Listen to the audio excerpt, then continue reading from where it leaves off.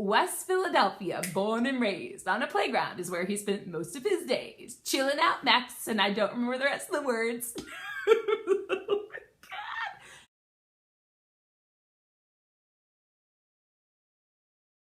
Welcome to Classroomology 101. I am your resident veteran teacher, Kate, and as always, I'm super pumped that you're here. I know I say it in every video, but I genuinely do mean it when I say it, even though it didn't sound like it right there, but I really do. And I have exciting news. My birthday is less than 7 days away. And I know you might want to sit down for this. I'm going to be 40. I know it's hard to believe. But we knocking on that 1,000 subscribers, you guys. We're so close. All right. On to why you hopefully came to this video. So I started this alphabetical advice journey like a while ago. It was a while ago, not gonna lie. And along the way, I started to rope in some other teacher YouTubers to collab with me. Pressure, no pressure. And so I am so thrilled to let you know that today is also a collab video, and this teacher YouTuber you probably already know, and I mean he's from West Philadelphia, born and raised. On a playground is where he spent most of his days. Chilling out next, and I don't remember the rest of the words. Okay, I know I'm tone deaf. You don't need to point out the obvious. I mean, I get it. I'm an artist, not a musician. But anyway, I remember finding this teacher YouTuber, or he found me, I don't really know. But back when he had 140 subscribers, and I am so fortunate that I get to actually call this teacher YouTuber my friend. Okay, you guys, make your guesses. Who am I talking about? That's right. I'm talking about CJ Reynolds. And I'm so fortunate that he wanted to do a video with me. We talk frequently, and so why not make a video together? Ooh, that sounded bad. Anyway, we're gonna move on. Okay, so I actually know CJ's word, and I'm super pumped. It's gonna be a killer video. It's gonna be killer, because the word that he chose is so perfect for teaching, and it's such good advice for new teachers. Now, I haven't actually seen the video. I'm putting a lot of faith in it. But I have also the task of picking a word for T, and I have to tell you, I kind of went back and forth, and then I figured it out. So before I can tell you what the word is going to be, we need to do our recap. I know, but we're almost done, so I'm just sticking to it. Here we go. A for administration, B for balance, C for change, D, oh my God, that's totally, I think I lost the button. Or maybe I just had too much chocolate.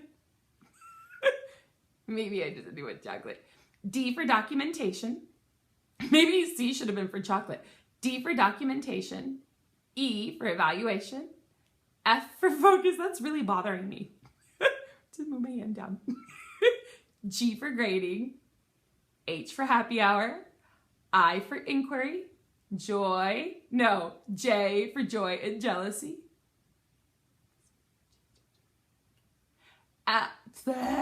K for kindness. L for listen.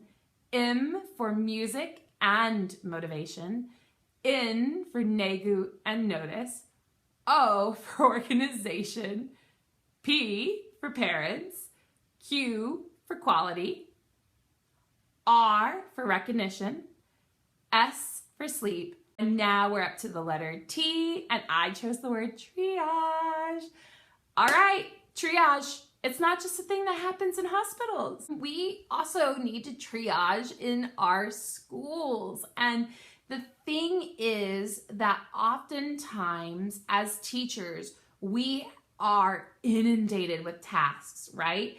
And those tasks are going to build up over time. And You're going to become overwhelmed, and you need a clear idea of what has to be done every single day in your classroom if you're expecting to be successful. And I am guilty of this as well. We start wanting to do, as teachers, like the fun little touches and make the worksheets with the pretty borders and add the melon heads. Well, I don't add melon heads because that is not my aesthetic. Sorry, Miss May. I know you love you some melon heads, but not my aesthetic.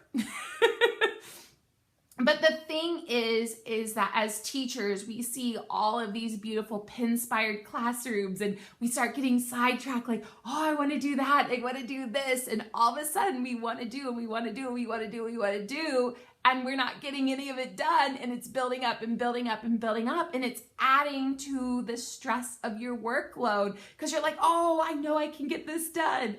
Oh, I know I can do that.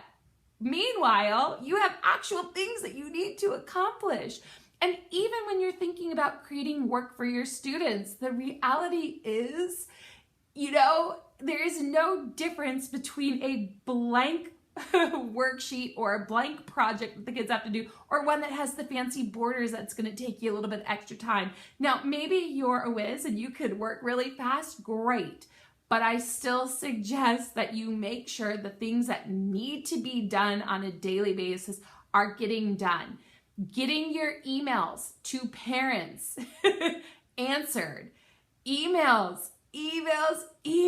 I come in after one night of not looking at emails, and there's like 60 emails that I got to go through, right? And I need to clear those out by the end of the day. And if you're my teacher partner and you're watching this, you're probably thinking, you're not very good at that, Kate. I know, I'm working on it. I'm triaging. And I think that, in addition to that, you have things that you need to do for your students. If you have students who have SSTs and IEPs and 504s and whatever other acronym we can come up with, there's a lot of paperwork that you need to be keeping on top of. You need to be saving work. You need to be contacting people. You need to be brainstorming ideas on how to make sure you're implementing their modifications and their accommodations and all of these things, right? And then in addition to that, you have what you need to do for your students. You've got your lesson plans to make. You got to make them interesting because you don't want the kids to be bored. You got to be personable. You got to be funny.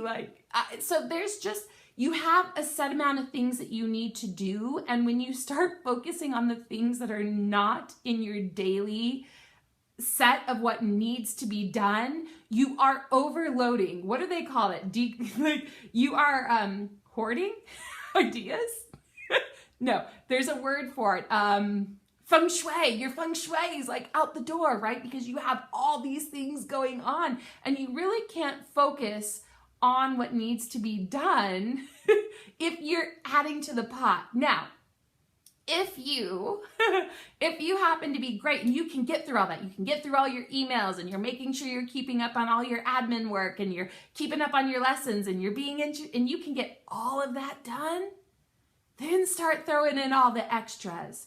But don't focus on the extras until what you need to be finishing that day is done. That's the reality. And that is when I talk about triage, that is what I'm referring to. And it does kind of hark back to my video on focus a bit, right? Because we've got to have a focus in mind. And it's super easy to lose that focus as the year goes on because let's be real.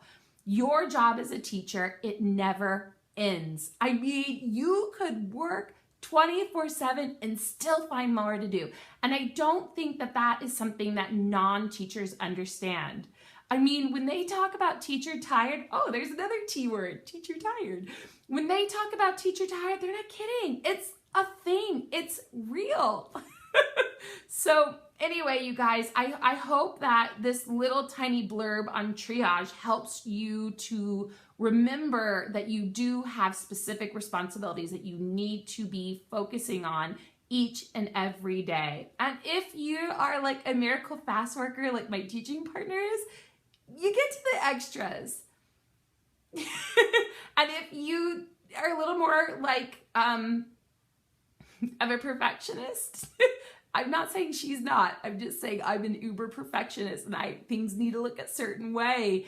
And so I have to remind myself of my triage each and every day. And I have a set of things that I need to complete each and every day before I go home to fall asleep because I'm teacher tired. Anyway, you guys, thank you so much for stopping by. That's my video on triage. My next video is on you. It was supposed to be a collab, but now I'm kind of not sure because one of the people can't meet till November 18th, and that seems like a really far way to go. So I might push them back just a little bit. And I have a video. It's all about homework. Well, a specific homework assignment, and I'm gonna upload it on October 30th. So please tune in for that if you can, because I find that it'll be really helpful. Maybe it'll go viral. Maybe it'll go viral.